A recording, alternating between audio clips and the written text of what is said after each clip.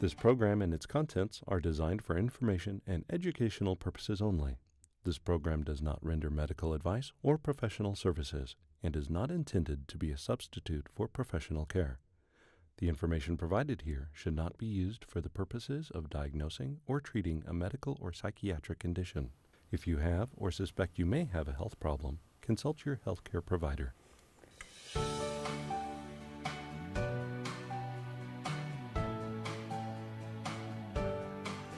Hi, welcome to Positive Momentum TV. I'm Diane Silva, and today we are going to continue our series on Alzheimer's, and we have Mike and Elizabeth who are representing the Alzheimer's Association, and I'm going to let them take and tell you what they're about. So Elizabeth, if you wouldn't mind.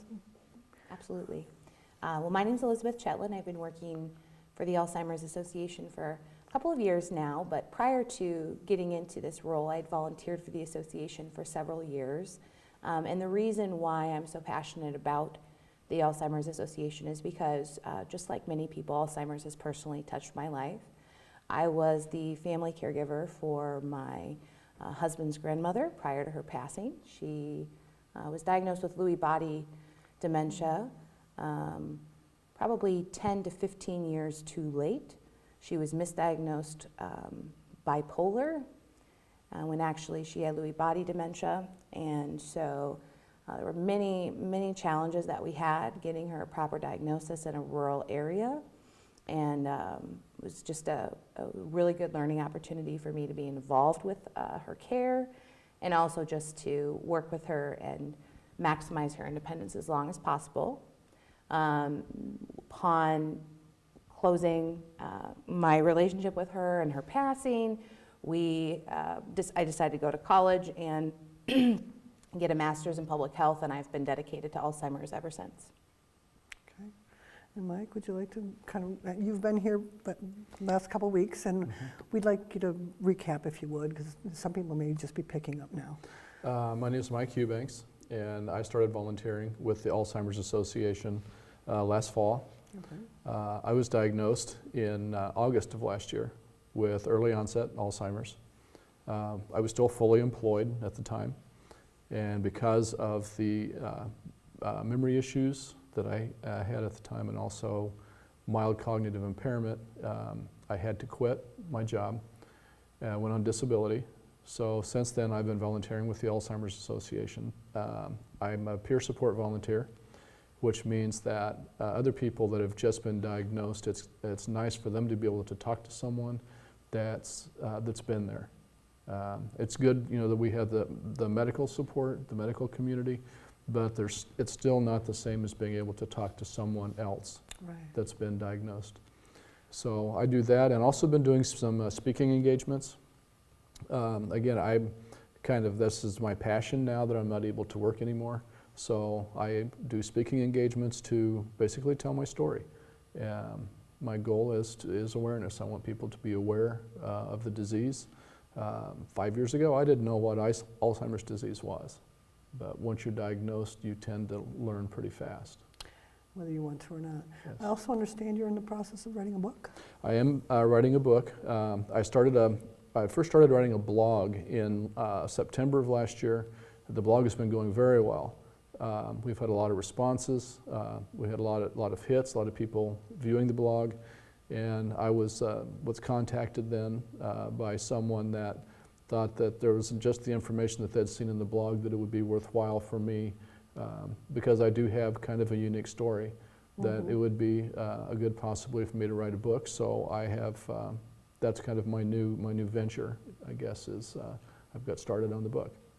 Very good. I'm looking forward to reading it, so keep us posted. I will. So one of the reasons we're here is to bring enlightenment to anyone, and assistance and direction, or whatever you want to say, provide resources, tell our stories, help others who may feel alone or maybe not understand what Alzheimer's is. Would you mind speaking to that? I know Alzheimer's is under the umbrella of a dementia. Could we kind of just talk about that just for a minute? Absolutely. To kind of at least get the medical terminology and... Yeah, such a good question, Diane. Thank you. A lot of people have a lot of confusion around what the difference between dementia and Alzheimer's type dementia is. And what we really like to classify Alzheimer's is by saying that dementia is not a disease. Dementia is a syndrome. There are irreversible and reversible forms of dementia. Alzheimer's type dementia, as well as several others, fall under the larger umbrella. So visually, you could think of the disease of Alzheimer's as a spoke on the umbrella, as well as frontal temporal type, Lewy body dementia, vascular dementia, mixed dementia. The list goes on. So I like people to think about dementia rather as just a syndrome. And so if a person were to go to a doctor because they had concerns about their cognitive abilities, and the doctor said, well, you might have dementia, it should be, their first question back to the doctor should be what type. Just like if a doctor were to say, you have cancer, your first question back would be, what type of cancer do I have? So that's just something that we really want people to understand and advocate for themselves and their family members if there's any cognitive concerns around getting an accurate diagnosis. We know that Alzheimer's disease touches over 5.4 million people in the United States. We know in Nebraska specifically that it's affecting about 34,000 individuals in Nebraska. Mike's been diagnosed with young onset Alzheimer's disease, and young onset is affecting about 200,000 people in the United States, whereby in the state of Nebraska, it's really, we don't have a solid number, but we can say that there have been several diagnoses in the last 5 to 7 years as the ability to diagnose this disease has become much better. Well, and as you pointed out, there have been misdiagnoses diagnoses because of either the misunderstanding, not being able to pinpoint, or that we talked last time about the tests that we have to do. Do you want to kind of discuss just a little bit what you had to go through to get your diagnosis? One of the first things that they asked me to do was a neuropsychological exam, which I did a little over a year ago, in January of 2015. It's a 3.5-hour test where they test memory skills, visuospatial skills. The memory test is just part of it. They're looking for memory deficit, but also looking for MCI, which is mild cognitive impairment. Okay. And my result was that I had both. I did have short-term memory loss and also mild cognitive impairment. So then subsequent to that, because I was 58 years old, and that diagnosis would not have been enough for me to have left my work, to have gone on disability, then I had to have a spinal tap. And the spinal tap is looking for proteins, okay. two different proteins. And so we got the spinal tap results back. And that's when it was positive for both proteins. So I was at the threshold level. I was very low, which means that from the test standpoint, they caught it very early. Good. So, but that was the two things, was the neuropsych exam and then also the spinal tap. And you also mentioned that you had to press forward to be able to find out, hey, something's not right, something's not right, something's not right. And I'm not trying to, say we all have, but we have to be our own advocate. Right. And we have to have, sometimes we have to say, hey, this isn't sitting well, or this just doesn't match up. And you talked about the stroke you had, and could you kind of briefly? I had a stroke in 2011, and after the stroke, I was noticing that I had some memory issues, trouble forming complete sentences, were searching for words, was not able to multitask like I had been able to before. But it's easy after you've had some type of a medical condition like a stroke to blame the stroke. Okay. And so we went through a period of time where we were doing that, and then finally realizing in 2015 that I don't feel like we were really getting the answers. And so we ended up back to a neurologist who told us, well, the part of your brain where you had the stroke really does not, it shouldn't impact your memory, and it really shouldn't impact your thought processes, multitasking, things like that. So that's when I was I went to a different, they recommended that I see a specialist, and that's when I went to the med center to see Dr. Merman. And then he ordered the spinal tap. So, again, this is just from my own clarity. It seems to be, from my experience as well, that it takes almost something catastrophic to finally bring these to the forefront, because sometimes the symptoms are so minor. You could say, oh, I'm stressed, or I have had a migraine, or I'm just having a bad week. Or my mother-in-law was great at hiding. She even had her doctor convinced that there was nothing wrong, because Yes. it's frightening. Could you kind of... Yeah, so it's really important that people also recognize that there's a lot of signs and symptoms that go into cognitive impairment. And so a lot of people, when they hear the word Alzheimer's, when they hear Mike's story, they'll think to themselves, well, memory loss, that's really what it's all about. But as you've heard Mike say, there's a number of things that are affected. Right. There's social withdrawal sometimes, Mhm. there's multitasking problems, not being able to participate fully in your activities of daily living, sleepiness, tiredness, drowsiness. Sometimes people indicate they feel like they're in a bit of a fog. Right.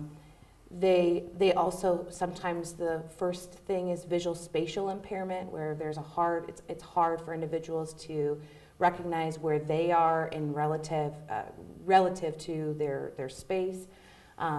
So there's a myriad of things that go into it. And so I guess a big message for anybody who is experiencing other symptoms is to go seek professional guidance and go to your doctor, even if you think that your memory hasn't necessarily been impacted, although memory is one of the most significant warning signs, if you will. Right. And one of the other things we've noticed, or at least I've noticed, is family members or friends will notice things before, but they don't always speak up. And I'm going to kind of go in a real short story that when we found out later, it scared us half to death. My mother-in-law loves to go to she's a social butterfly, and she loved to go to the casino, and she had a friend she'd pick up and take. Well, we find out later that while she's driving down the interstate, she reached over and grabbed her purse and started fumbling with her purse while she's driving, no longer attending to what she's doing. And it scared this person, but nobody came and told anyone else. They just kind of kept it. So I guess all I'm trying to say is, if you see signs, if you see symptoms, contact the Alzheimer's Association. At least you get a start and say, okay, this is what the behaviors I'm seeing. Mm-hmm. And they can at least direct you who to talk to. And Mike, your blog is a great resource as well, and we'll have that at the end, as well as the Alzheimer's Association information. Is there anything you would like to speak to? I know you basically are covering early onset, young onset. Mm-hmm. Can you kind of talk to us a little bit about that, and what family members see, what you, let's just let you take it. So I think a big distinction that I'd just like to clarify, so there was a really good movie that was out lately called Still Alice, yes, which was a fantastic movie. And Still Alice showcased a woman in her 50s who was diagnosed with Alzheimer's disease, and she was very young in her 50s. And that movie did wonderful things for awareness about Alzheimer's disease. Okay.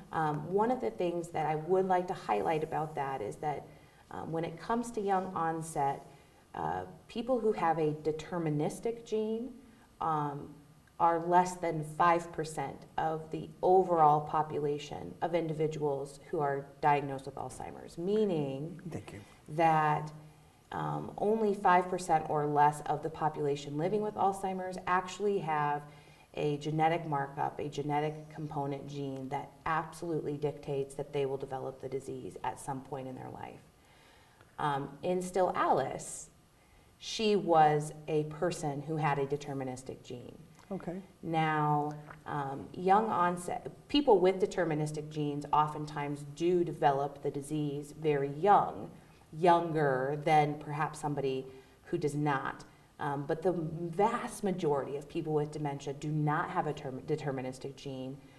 Family history is a significant risk factor for the development of the disease, but is not the only risk factor. candidly, the biggest risk factor that we have is age, although we also know that women and people with developmental or intellectual disabilities also have a very elevated rate of developing dementia, et cetera. So I just wanted to point that out. Now, specific to young onset, this is really Mike's passion, so perhaps you want to speak to that. Well, I think there's different things that you have to consider. If you're under 65, which would be the younger onset is the definition for younger onset. So I was 58 years old. I wasn't retired. And when the doctor tells you, well, you're no longer able to work, it's like, okay, well, now I've got a problem because, yes, I've got a little bit of retirement money. I've got a little bit of a savings built up. But what am I going to do financially? So now we have to start talking about disability. Healthcare was which is a big issue now. So I was able to go on, we have a good healthcare program where I worked, and so right now I'm on COBRA. Also, for most disability companies to be eligible for long-term disability, you also have to file for disability through Social Security, Right. which is different than just filing for Social Security. It doesn't impact your Social Security benefits when you turn 65. So, and that was a long drawn-out process that we started in October and actually just found out yesterday that I had been approved for Social Security disability. But there are so many things like that that you really don't think about. Legal issues. Do you have a living will? What about advance directives? I mean, so there's a lot of things that, once you're diagnosed, that all of a sudden you have other things that you need to deal with. Anxiety levels can go up. Yes. I had a lot of stress issues even before my diagnosis. So, it's a very stressful time. And I think too, from a younger onset, you're concerned about your kids, especially as Elizabeth pointed out. I do not have the gene. So it's not as, I'm not concerned about my children. Mm-hmm. They do have a higher likelihood just because I've been diagnosed, but it's not a sure thing like it would be if someone had the familial or had the Alzheimer's gene. So, well, speaking of children, if you don't mind, I know we found out last couple shows that you did have children. How are your children handling this, and how have you, as a parent to children, how have you been communicating and working with them to help them get through this and understand this? They're very supportive. I think all children, when they find out that their parent has some type of a disease, mm-hmm. The first thing that they ask was the first thing I asked the doctor is, well, can you take a pill? Okay. What's the cure? What's the prognosis? And, mm-hmm. That's the hard part of the conversation is telling them, well, the prognosis isn't good. Now, having said that, we know that there are people that have been diagnosed that still live productive lives, 12 to 15 years. This is not a death sentence in 2 years. There is no real timeline, right. Because everyone's different. Everyone progresses at a different stage. Right. So my children have been very supportive. They read my blog whenever I have a new post, and I have feedback from them. So they're active in my wife and I's life, working with Alzheimer's. And the Alzheimer's Association really has a fantastic resource guide for what can you do to help a family that's been impacted by Alzheimer's, and talking points for children, teens even, who their loved one is diagnosed. Some fantastic talking points of what can you do, how can you help, what questions should you be asking, those types of things. And really, as Mike has done with his family, being candid, having a family discussion, and allowing time and space for the diagnosis to be shared and for resources to be distributed. And speaking of resources, we in the Alzheimer's Association, I know we have support groups. Can you kind of talk to what resources are available? Sure. So Mike and I come and do a lot of presentations around early stage Alzheimer's disease, but certainly, and we do have programmatic opportunities that are central to early stage. But we also have in the state of Nebraska, which the Alzheimer's Association covers the entire state, we have over 50 support groups for families impacted by this disease. The majority of our support groups are offered for the caregiver only, and these groups are for people that are caring for someone in the mid to late stages of the disease generally. With that being said, it is a big initiative for the National Alzheimer's Association as well as our local chapter, which is a part of the national organization, to focus specifically on early stage, because we know that if a person is diagnosed earlier, they have an opportunity to participate in their in discourse around the disease. They have an opportunity to be involved. They can maximize their independence as much as possible. And their stories are of equal importance to the association. And so we have started some early stage support groups where an individual living with a diagnosis and his or her care partner or extended community come together. They participate in dialogue, they have an educational session together, and then the groups have an opportunity to split out so that the person living with the disease and the person who's providing care for that person have a chance to just talk with the individuals that are in their shoes specifically. And then the group comes back together, and actually Mike is participating in one of those. He could probably speak to that a little bit too. I think the groups are fantastic. I happened to visit a group, this has been several months ago, and I think and this would have been their last session together, so they would have had, I believe, 8 sessions. And they allowed me to come into the group because the groups are highly confidential. Everything that's said in the room, stays in the room. But they thought it was okay, for me to sit in, so I sat in with the group, and I was amazed. Everyone that in this group did have a diagnosis, but they were good friends. They were talking about each other, how their last week had gone, different things that they were dealing with, whether it be memory issues, just daily living.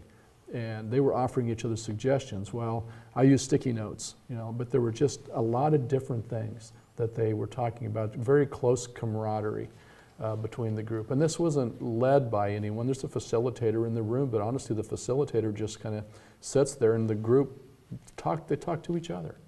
And that's what the group that I'm involved with now in Omaha, I'm not leading the group, I'm a member of the group, and along with my wife. And it's fantastic. Well, that's wonderful, because that's something we all need. As they say, no man is an island, and until we get in a position where we know we're not an island, we need other people. We don't always realize that, and that's what the groups are providing. They're providing the resource to be able to say, okay.